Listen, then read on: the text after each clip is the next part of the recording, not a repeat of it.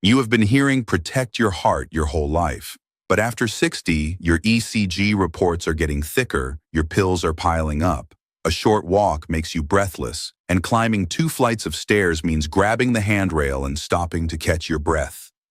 The reality is harsh. A lot of traditional advice like walk more, rest more, don't overwork, does not really train your heart. It quietly weakens its ability to recover and to handle stress. In the past few years, several large cardiovascular studies have hammered one conclusion into the minds of doctors and researchers again and again. After 60, just moving a bit is far from enough. Your heart does not need more time, it needs precise stimulus. When older adults replace casual, random walking with a few targeted cardio training methods, the risk of heart attacks drops clearly, blood pressure becomes more stable, heart rate recovers faster, hospitalizations and deaths go down, and total exercise time actually becomes shorter.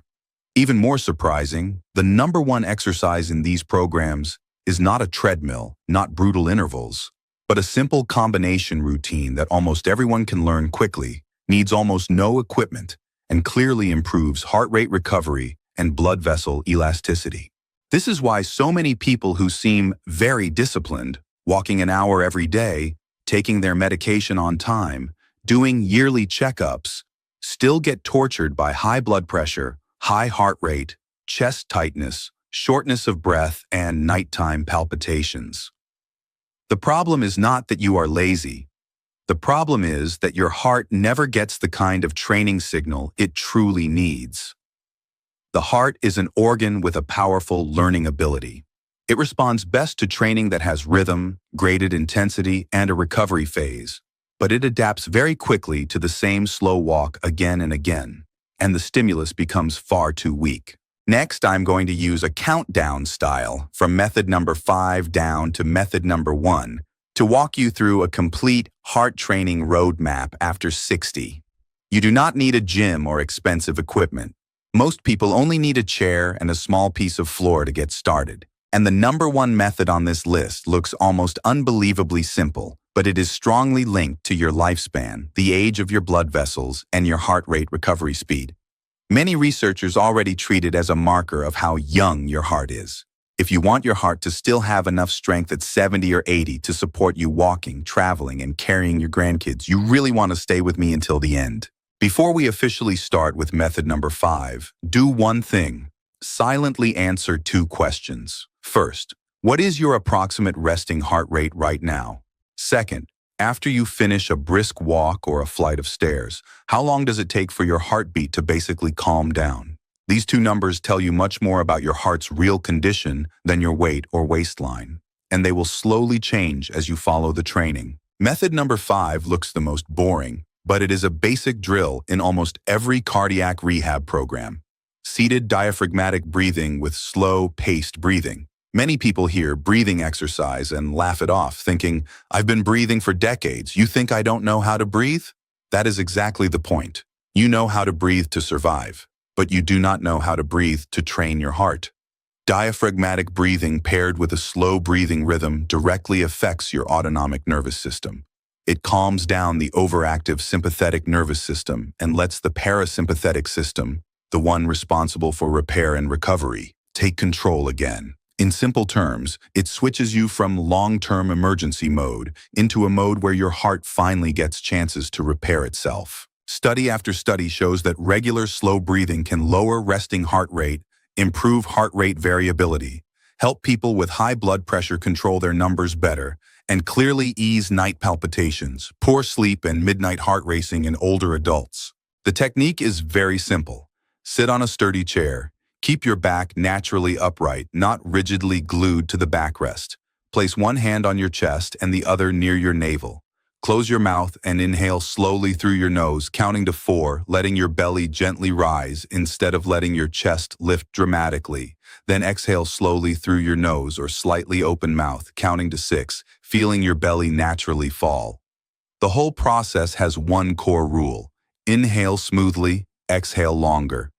At the beginning, do this for about 5 minutes a day. Once your body gets used to it, gradually increase to 10 minutes or even 15. If you stick with it for a few weeks, many people notice that when they get up in the morning or lie down at night, their heartbeat feels steadier, chest tightness episodes are fewer, and blood pressure swings are smaller. Method number 4 is a key upgrade on top of ordinary walking, rhythmic walking training instead of wandering around without a plan.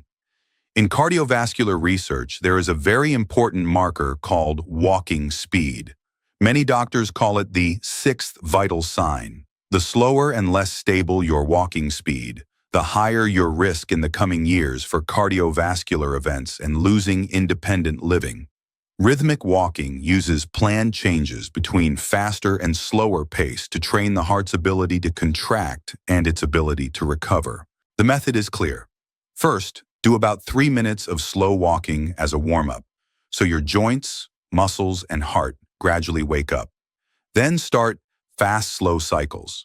Walk faster for 1 minute until your breathing is slightly quick. You can still talk, but not comfortably say long sentences. Then return to a comfortable medium or slightly slow pace for 2 minutes. This 1 fast, 2 slow is 1 small cycle. You can start with 5 cycles for a total of about 15 minutes.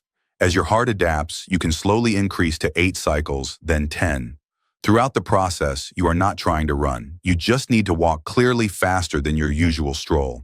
The truly important thing is not the exact speed, but the pattern of heart rate goes up, heart rate comes down. So your heart learns how to face stress and then smoothly return to calm, all within a safe range. Many large follow-up studies have found that this kind of rhythmic, moderate-intensity walking improves cardiac output more than slow strolling, lowers systolic and diastolic blood pressure better, improves arterial elasticity, and even helps blood sugar and blood lipids over the long term.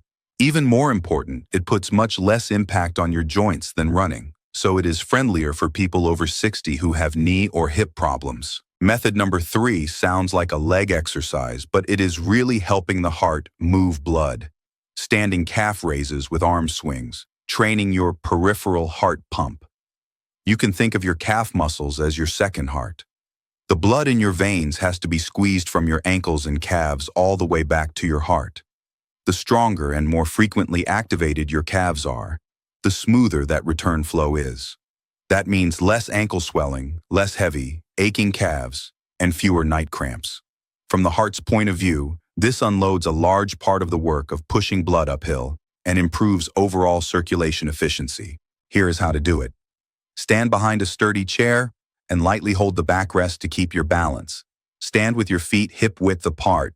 Slowly rise up onto your toes, lifting your heels off the ground so your body weight is on the balls of your feet.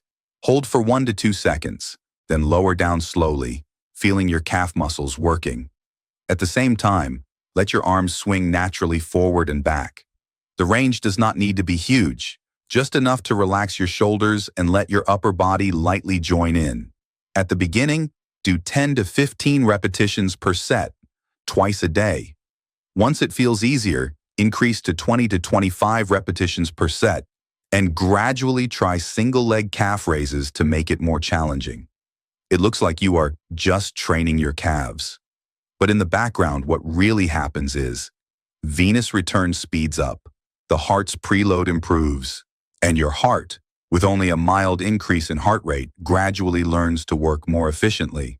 After a few weeks, many older adults notice that their steps feel lighter, their legs are not as heavy, and episodes of palpitations or dizziness are less frequent. Method number 2 is almost never missing in cardiac rehab programs: a modified chair squat to stand cycle.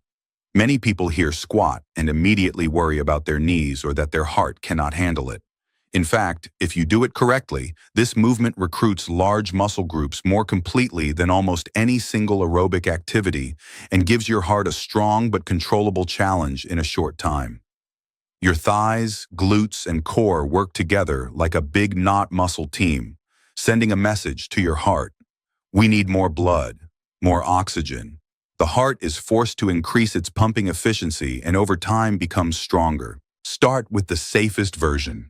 Choose a sturdy chair of suitable height so that your knees are roughly at a 90-degree angle when you sit. Place your feet hip-width apart on the floor. You can cross your arms over your chest or extend them forward to help with balance.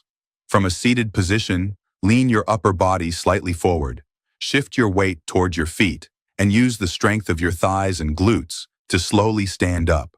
Once fully upright, pause for 1 second. Then control the speed as you slowly sit back down. Do not drop onto the seat. Lower yourself as if you were in a slow-motion video, gently touching the chair at the very end. Each stand and sit should take about 3 to 4 seconds. Avoid quick bouncing. At the beginning, do 8 to 10 repetitions, letting your heart rate go up and your breathing become deeper, but still able to say short phrases. As your conditioning improves, gradually increase to 15 to 20 repetitions, and even reduce how much you rely on the chair by doing light touch and go, increasing the load on your muscles and heart. Several long-term studies in older adults have found that those who perform better on the sit-to-stand test have significantly lower risk over the next few years for cardiovascular events, falls, and being bedridden. Not because this movement has magical powers, but because it concentrates the most common functional needs of daily life: standing up from a chair, getting up from the toilet, rising from the bedside.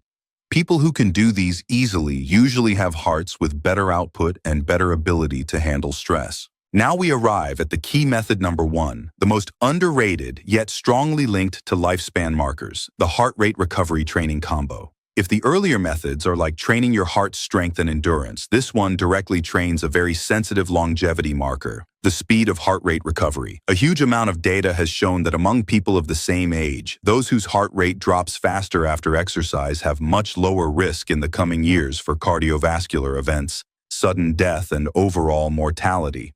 This is not superstition. It reflects the combined state of your autonomic nervous system and your heart's electrical function. The method has 3 small steps and only takes about 5 to 7 minutes, but it is very sensitive to how young your heart is. Step 1. Spend about 2 minutes doing moderate speed walking or marching in place to raise your heart rate a bit above rest, to the level where you feel slightly out of breath but can still talk. Step 2. Stop walking, stand still, or sit on a chair, and immediately start the slow diaphragmatic breathing we talked about earlier. Inhale to a count of 4, exhale to a count of 6, letting your heartbeat gradually come down along with the rhythm of your breath. Step 3. At 1 minute and again at 2 minutes, feel your pulse or check your watch to see your heart rate, and notice how much it has dropped from right when you stopped to after 1 minute and after 2 minutes. The value of this training is not to push your heart rate as low as possible, but to teach your heart to switch quickly from fight or flight mode into recovery mode once the stress is gone.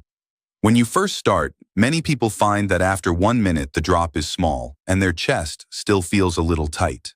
But after a few weeks of doing rhythmic walking, chair squats, calf raises, and breathing training together, heart rate recovery speed usually improves noticeably.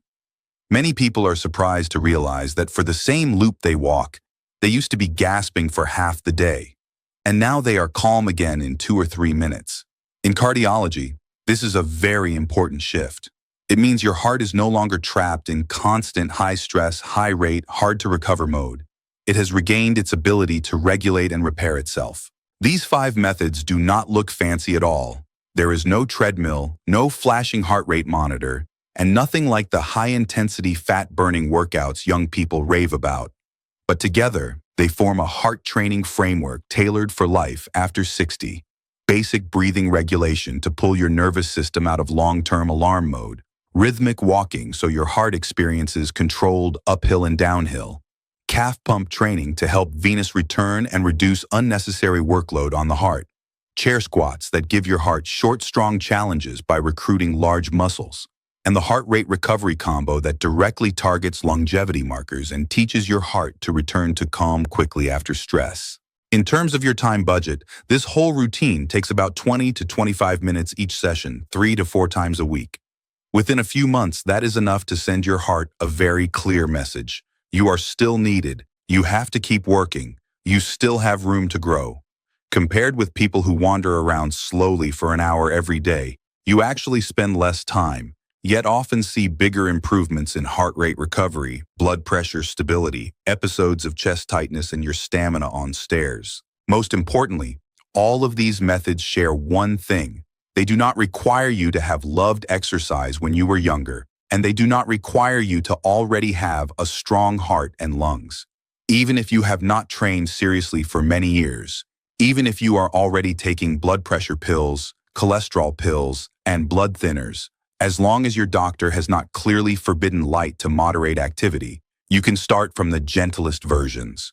Break the movements into tiny pieces, do very few repetitions, and use a few weeks or months to slowly guide your heart from an overprotected, fragile state into a moderately stressed but stronger and stronger state.